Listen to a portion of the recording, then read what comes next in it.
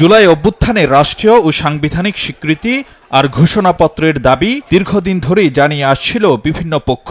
এ নিয়ে রাজনৈতিক মহলেও ছিল নানা জল্পনা কল্পনা, মতামত নেওয়া হয় দলগুলোর কাছ থেকেও। শুক্রবার দিবাগত মধ্যরাতে অন্তর্বর্তী সরকারে থাকা দুই ছাত্র উপদেষ্টার ফেসবুক স্ট্যাটাসের মাধ্যমে জানা যায় ৫ আগস্টের মধ্যেই প্রকাশ পাচ্ছে জুলাই ঘোষণাপত্র। শনিবার দুপুর ১টার পর প্রধান উপদেষ্টার কার্যালয় থেকে জানানো হয়, জুলাই ঘোষণাপত্রের খসড়া চূড়ান্ত করেছে অন্তর্বর্তী সরকার। ৫ আগস্ট বিকেল ৫টায় গণ অভ্যুত্থানের সকল পক্ষের উপস্থিতিতে জাতির সামনে উপস্থাপন করা হবে জুলাই ঘোষণাপত্র।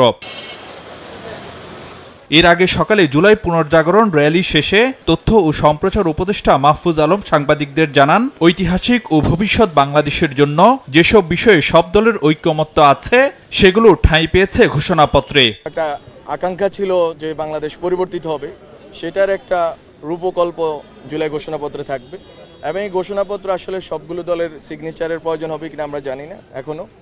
আমরা মনে করি যে মূলত যেই ব্রড বিষয়গুলোতে সব দলের কনসেনসাস আছে, ঐকমত্য আছে ঐতিহাসিক এবং ভবিষ্যৎ বাংলাদেশের জন্য, সেই বিষয়গুলো এখানে সন্নিবেশিত অলরেডি হয়েছে এবং জুলাই ঘোষণাপত্রের মাধ্যমে জুলাই গণ অভ্যুত্থান যারা করেছেন, যে ছাত্র জনতা, তারা তাদের একটা ডিক্লারেশনের মাধ্যমে একটা দালিলিক প্রমাণ থাকবে যে আসলে আমরা কোন কোন অ্যাসপাইরেশন এবং কোন কোন ঐতিহাসিক পরিস্থিতির কারণে এখানে এসে উপনীত হয়েছিলাম, জুলাই গণ অভ্যুত্থান কেন সংগঠিত হয়েছিল এবং আমরা কোন দিকে আমরা যাত্রা করতে চেয়েছিলাম। এছাড়া ৫ আগস্টের মধ্যে সব দল জুলাই সনদে সই করবে বলেও আশা এই ছাত্র উপদেষ্টার। সনদ আর ঘোষণাপত্র দুইটা আলাদা জিনিস।